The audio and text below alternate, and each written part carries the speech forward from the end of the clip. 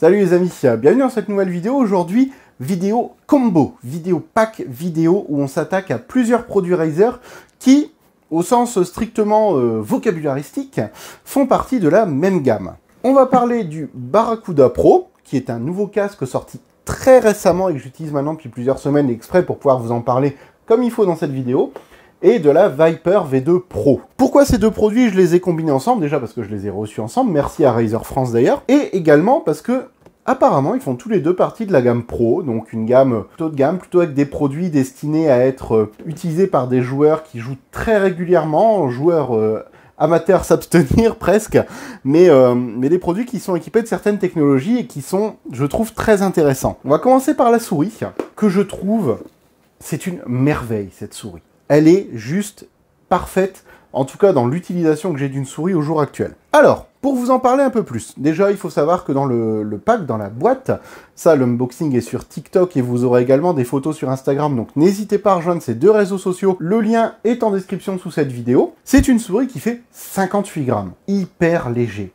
Vraiment, on la sort, quand on prend la boîte, les câbles et la boîte sont plus lourds que la souris, c'est juste un gros kiff. Très belle. Très design, je trouve qu'elle est très bien travaillée, la prise en main correspond à ce que moi j'aime chez une souris, c'est assez, vous voyez, englobant, c'est pas trop, on peut allonger les doigts dessus, c'est très confortable. Après, bien sûr, le confort d'une souris dépend de chacun, donc pour ça, il faut que vous fassiez votre propre idée, hein, c'est très important à ce niveau-là. Mais c'est un beau produit. Au niveau du contenu de la boîte, petite piqûre de rappel pour ceux qui n'ont pas vu sur les réseaux, il y a donc un câble USB type C vers USB type A, qui peut se connecter à un petit dongle, une espèce de petit plot, dans lequel vous pouvez venir mettre le dongle de la souris, puisque je rappelle c'est une souris sans fil qui fonctionne avec un dongle 2,4 GHz USB type A. Avec également dans la boîte, j'ai trouvé ça vachement intéressant, on a la souris telle qu'elle est là, elle existe également en blanc, moi je l'ai eu en noir, j'aurais aimé l'avoir en blanc, mais je l'ai eu en noir, mais en blanc elle existe aussi. Il y a des espèces de caoutchouc un petit peu autocollants que vous pouvez venir placer sur les clics, sur le pad, sur les côtés, pour changer le confort de la souris. Et c'est aussi pour ça, on va voir qu'on est dans la gamme Pro, c'est parce qu'elle est personnalisable. Vous avez la souris donc qui est comme ça de base, avec un plastique qui est un petit peu texturé, qui n'est pas glissant, qui chope pas non plus les traces de doigts, qui est extrêmement bien fait, extrêmement confortable. Mais si jamais vous avez besoin de, comment je pourrais dire, de plus de grip, d'épaissir un petit peu la souris, vous pouvez, c'est fourni avec, il y a ce système autocollant qui est là pour ça. Et franchement, c'est bien fait. Ça se présente, vous voyez, comme ça, une petite plaquette 3M. C'est pas très épais, mais franchement, j'ai pas essayé parce que la souris me convient très bien comme ça. Mais je pense que pour certaines personnes qui recherchent plus de grip, ça peut être vraiment le petit plus hyper utile que vous allez avoir dans le pack directement avec votre souris. Donc très bien à essayer. Si vous l'avez essayé, d'ailleurs, dites-le moi en commentaire. Alors, pourquoi cette souris, on peut la qualifier de pro? Alors déjà, elle n'est pas ambidextre, c'est une souris pour les droitiers. Elle va avoir un temps de réponse extrêmement court, patin en PTFE extrêmement glissant, y compris autour du capteur. Donc jusque-là, c'est très confortable à utiliser. Il y a une glisse qui est vraiment parfaite, même sur des tapis un petit peu usés ou autres, ça fonctionne très bien. On a le bouton Power et DPI qui est situé ici. Alors, ça en gêne certains de ne pas avoir le DPI sur le dessus pour pas pouvoir le changer à la volée. Généralement, les joueurs, alors de l'expérience que j'en ai, que ce soit dans le commerce ou des gens avec qui je discute, règlent leur DPI et ne le changent quasiment jamais. Donc, c'est en dessous. Pourquoi? Parce qu'on est sur la gamme Pro, et ça fait que si par exemple vous jouez à un match de League of Legends, de Valorant, de ce que vous voulez, ça vous évite le misclick sur le bouton DPI qui fait que vous partez complètement en live et que vous perdez le contrôle. Donc au final, c'est très bien que ça soit en dessous. On a un capteur 30K, je parle pas du message erreur d'un Star Citizen, attention, je vous vois venir, non, capteur 30K, hyper précis, hyper rapide, hyper réactif, vraiment une dinguerie ce capteur, je suis totalement fan. Moi généralement je le fais tourner à 2500 dpi, et je monte jamais jusqu'à des 30K, mais la qualité du capteur en elle-même est juste complètement dingue. Les clics, on est sur des clics mécaniques optiques, donc ça c'est une petite spécialité de Razer, on le sait, hein. Là c'est optique, ça veut dire que quand vous cliquez, c'est cliquer. Le faisceau de laser est coupé, il y a le signal qui est envoyé, c'est pas variable, non c'est non cliqué, schlac, cliquer. Il n'y a pas d'intermédiaire, il n'y a pas de discussion, c'est tu cliques, c'est détecté, point barre. Valable sur les deux clics.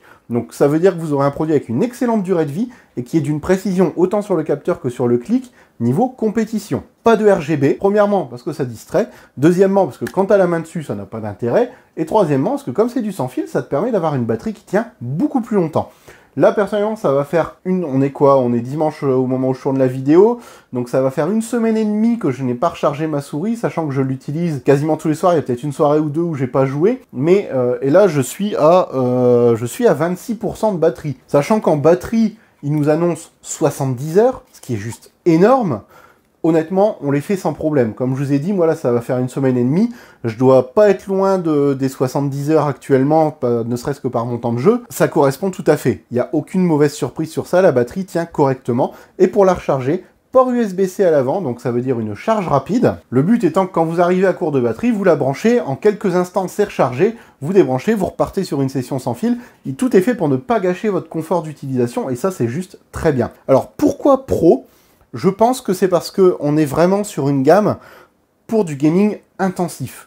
Ça va être destiné à des joueurs comme peut-être vous et peut-être moi, même certainement moi, qui aimons faire de la compétition, avoir non pas une souris plaisir, mais un outil de travail qui nous apporte de la précision, réactif, et un produit surtout, et c'est là le point le plus important, dans lequel on peut avoir confiance. Confiance à quel niveau? Dans le fait que déjà la batterie ne va pas nous lâcher au milieu d'une partie, dans le fait que le clic ne va pas se mettre à faire n'importe quoi parce que c'est du mécanique et que c'est pas forcément précis ou qu'il y a du jeu dedans, là il n'est pas question de ça. On a le capteur qui ne nous lâchera pas non plus, c'est réellement un outil chirurgical pour aller fraguer les adversaires, que vous soyez dans League of Legends et que vous massacriez la souris, ou dans un jeu comme Valorant où vous êtes sniper et que vous avez besoin de la réactivité et de la précision, vous trouverez votre bonheur à 100% dans cette souris-là. C'est la souris que j'utilise au quotidien et en tout cas actuellement, je ne changerai pas. Je la trouve plus confortable que les souris perforées, même si on transpire un petit peu plus. Les 58 grammes sont là, c'est un outil de guerre. C'est une arme de destruction massive. Je dis pas ça parce qu'ils me l'ont envoyé, je suis pas là pour leur faire plaisir. Moi, quand un produit est pourri, je me gêne pas pour vous le dire. Là, je peux vous garantir que c'est pas le cas, et que ça, s'il y avait... Elle coûte dans les 150 € si je dis pas de bêtises, au moment où je fais la vidéo. Si j'avais dû investir de ma poche les 150 €, je l'aurais fait honnêtement les yeux fermés et j'aurais absolument pas regretté mon achat. Mais comme la souris n'est pas venue seule, on va maintenant parler du fameux Barracuda Pro, le casque de Razer, le tout nouveau venu de Razer, qui est un casque, comme ils disent, gaming plus mobile. On va voir que c'est un point fort, mais que malheureusement c'est aussi un gros point faible dessus. Il faut savoir que le casque est dans un packaging, si vous n'avez pas vu, c'est pareil, c'est sur TikTok, c'est sur Instagram. D'ailleurs, profitez-en, quitte à aller voir sous la vidéo après les liens, pour lâcher un petit like si vous aimez le contenu. Abonnez-vous si ce n'est pas encore fait, n'oubliez pas d'activer les notifications, et je compte sur vos commentaires pour me donner votre avis déjà sur la souris, et sur le test à venir du casque, et pourquoi pas me dire vous quel équipement Razer vous utilisez. Ça peut être intéressant, on est là pour partager en commentaire, donc n'hésitez pas, lâchez-vous, faites-vous plaisir, je vous répondrai également. Donc au niveau du contenu, moi j'ai bien aimé, parce qu'on ouvre la boîte, on tombe directement sur la pochette. C'est assez classe, c'est assez déroutant, ils vont à l'essentiel. En plus, Razer, on le sait, est dans une démarche de dépollution de la planète, de protection des animaux, etc. Donc ils limitent au maximum tous les polluants dans leurs produits. Là, on est sur une pochette simili-cuir, petit logo Razer à l'avant, emplacement pour le casque. Quand vous l'ouvrez, le casque est rangé dedans, c'est parce que là, forcément, je l'utilise. Donc le casque rangé dedans, et une petite trappe pour mettre le dongle, retrouver un câble USB type A vers USB type C pour la charge, et hop, une rallonge USB type A vers USB type C pour brancher le dongle également, pouvoir l'éloigner des parasites, etc. Le tout dans une petite trappe, une housse franchement très qualitative. Ça déjà, j'ai beaucoup aimé mon expérience de déballage, parce que tomber là-dessus, c'était une surprise, et c'était très agréable. Le casque en lui-même va fonctionner avec ce petit dongle USB type C. L'avantage, c'est que ça se connectera au PC. Moi, par exemple, je le connecte en façade sur le PC. Si vous n'avez pas de type C, il y a l'adaptateur comme j'ai montré. Mais ça va aussi être compatible avec les téléphones et les consoles. Votre Switch, par exemple, hop, vous le branchez dessus, c'est détecté. Votre téléphone portable, vous le branchez en dessous, c'est détecté aussi. Et c'est ce qui fait cette compatibilité un petit peu universelle du casque. Du moment que vous aurez un USB type C sur votre produit, vous pourrez le connecter, ça sera compatible sans aucun problème. Mais le casque nous réserve des surprises puisqu'il peut en fait se connecter de plusieurs façons. En effet, vous avez la connexion au dongle via l'USB type C comme je vous ai montré, mais vous avez également la possibilité de le connecter via le bouton qui est ici en Bluetooth. Bon, je vous explique après, vous allez voir, ça a un avantage de dingue, c'est une tuerie. Au niveau du casque, on fait la description, on passe à l'explication. Le design, très sobre, vraiment basique, noir. Razer tagué sur le dessus en simili-cuir. Coussinet assez épais en simili-cuir. Les oreillettes, pareil, simili-cuir, mais d'une souplesse. Oh, c'est juste une dinguerie. Grands écouteurs. Derrière, on va retrouver un bouton, vraiment bouton physique avec une petite couleur verte qui dépasse pour activer ou désactiver le micro. Une vraie molette, très agréable à utiliser pour le réglage du volume. Le bouton on-off, la diode d'activité, la prise USB type C pour le charger. À l'avant, on va retrouver de chaque côté des trous, qui sont en fait les micros, puisque comme vous voyez, il n'y a pas de micros qui reviennent, ça on en parlera après. Mais vous allez avoir ces prises pour ces micros pour pouvoir parler en version mobile et PC. Et au-dessus, d'autres micros qui sont là pour capter le son, puisque oui, ce casque dispose d'une annulation de bruit active. Et elle est très performante. Ce casque, je ne vais pas vous mentir, c'est celui que j'utilise au quotidien actuellement, et pourtant il a un gros défaut dont on va parler après. Pourquoi je l'utilise au quotidien? Tout simplement pour le confort. Je n'ai, et je dis bien jamais eu de casque aussi confortable sur PC. C'est le paradis. Il est d'une légèreté absolue, aucun problème pour ça. On ne le sent pas sur la tête. Les coussinets sont hyper isolants, ce qui fait que de base, vous n'entendez pas du tout ce qui vous entoure. Ils ne sont pas chauds, ils ne font pas de cet effet de pression qu'on a parfois. C'est simplement du coton sur les oreilles. Je vois pas d'autre façon de le décrire, c'est extrêmement confortable. Et ça, vous pourrez jouer des heures, je pense que c'est pour ça aussi qu'on peut le garder dans la catégorie pro, sans aucune fatigue au niveau de la tête, et ça c'est très bien.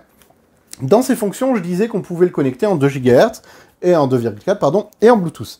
L'avantage, en tout cas dans mon quotidien, c'est que par exemple, je suis connecté avec mon PC via le dongle, j'ai mon téléphone à côté, je suis en pleine partie, je reçois un appel, hop, le casque étant connecté aussi en Bluetooth à mon téléphone, va automatiquement couper le son du jeu, passer en mode téléphone, et je vais pouvoir recevoir l'appel dans le casque, utiliser les micros du casque, tranquillement pendant que je continue ma partie. L'appel se termine, le téléphone donc se coupe, le casque rebascule automatiquement sur le 2,4 GHz, et je peux continuer à jouer sans avoir eu aucune manipulation à faire, mais aucune. Et ça, c'est juste génial. Deuxième chose que j'aime beaucoup, l'annulation de bruit active. Alors, en passive, elle est très bien, déjà. L'active fait que vous vivez dans votre bulle. C'est totalement isolé, vous n'entendez rien du tout de ce qui se passe autour. Vous avez un PC un peu bruyant, c'est pas un problème, vous ne l'entendrez pas. Le petit frère qui pique sa crise à côté, vous ne l'entendrez pas. Votre mère qui vous appelle 40 fois pour manger, vous ne l'entendrez pas non plus. Bon, il faudra penser à aller manger à un moment ou à un autre, mais vous ne l'entendrez pas vous appeler. Et ça, c'est juste génial. Les micros sont extrêmement performants. Alors, il a un petit point noir, c'est que il me donne cet effet de pression sonore qu'on a parfois. Je ne l'ai pas, par exemple, dans mes écouteurs Sony XM4, je ne l'ai pas. Sur celui-là, c'est vraiment une annulation de bruit où on a cet effet de... On n'entend aucun bruit, mais on a une sorte de pression qui est assez désagréable. Il a 3 modes de fonctionnement. L'annulation passive, donc c'est-à-dire l'active noise cancelling est éteint.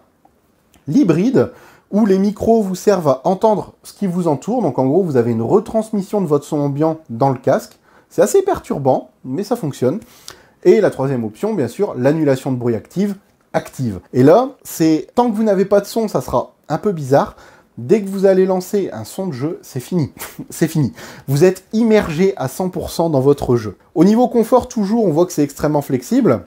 C'est rotatif. Ça s'incline. Et en plus, c'est moelleux, comme je disais. Donc, on en revient au confort. J'y pense en le voyant. Et ça, c'est très bien. Mais pour en revenir à cette annulation de bruit, elle est juste géniale. On le met.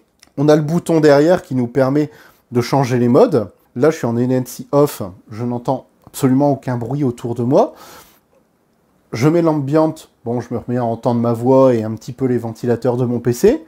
Et ANC on, ça y est, je suis dans ma bulle. J'ai juste cet effet de pression, mais c'est tout. L'effet de pression, il disparaît dès que vous allez lancer un jeu, un film ou n'importe quoi dans le casque. Ça disparaît, ça se fait oublier. Et il n'y a franchement aucun souci sur ça, ça ne vous fatiguera pas les oreilles à la longue, donc sur ça, aucun problème. Le logiciel, c'est Razer Synapse, donc dedans, il est extrêmement bien fait. Vous pouvez tout paramétrer. Vous pouvez paramétrer l'égaliseur, vous pouvez paramétrer le micro, vous pouvez paramétrer absolument tout. Et on va voir que le micro, d'ailleurs, on va passer sur le PC, il y a un petit peu de boulot. Ce que je vous propose, c'est qu'on aille le tester tout de suite, comme ça je vous montre le logiciel en même temps. On se retrouve sur Razer Synapse, donc là le son que vous entendez est celui du micro du casque. Ça vous permet d'entendre un petit peu, je fais volontairement du bruit autour, l'environnement également qui est autour du micro, hein, attention. On va commencer par parler de la souris au niveau du logiciel. Donc, comme je vous disais, vous pouvez régler chaque bouton comme vous le souhaitez. Chaque clic est réglable au niveau de ses fonctions, au niveau de ce qui sert à effectuer, au niveau de la vitesse à laquelle il peut l'effectuer. Vous avez tout ce qu'il faut ici, vous voyez, c'est tout simple. Le logiciel, l'interface est très simple. Vous allez dessus, vous voulez régler une option, vous cliquez par exemple sur, imaginons le bouton 5, je veux que le bouton 5 fasse une des options sur le côté, imaginons une fonction du clavier, je choisis la touche. Si je veux que ça change la sensibilité de la souris, je vous avais dit que le bouton DPI était en dessous, je peux le faire quand même à partir de là. Je peux, en cas de plusieurs périphériques connectés, je peux changer les profils, enfin, il y a énormément d'options au niveau personnalisation, et ça c'est quelque chose qui plaît énormément, et qui est aujourd'hui à la fois un standard et à la fois une performance. 5 niveaux de performance enregistrables, personnalisables. Le petit point de couleur qui est au-dessus apparaît sur la souris juste derrière la molette. Il n'est pas allumé constamment, mais quand vous changez de profil, ça apparaît.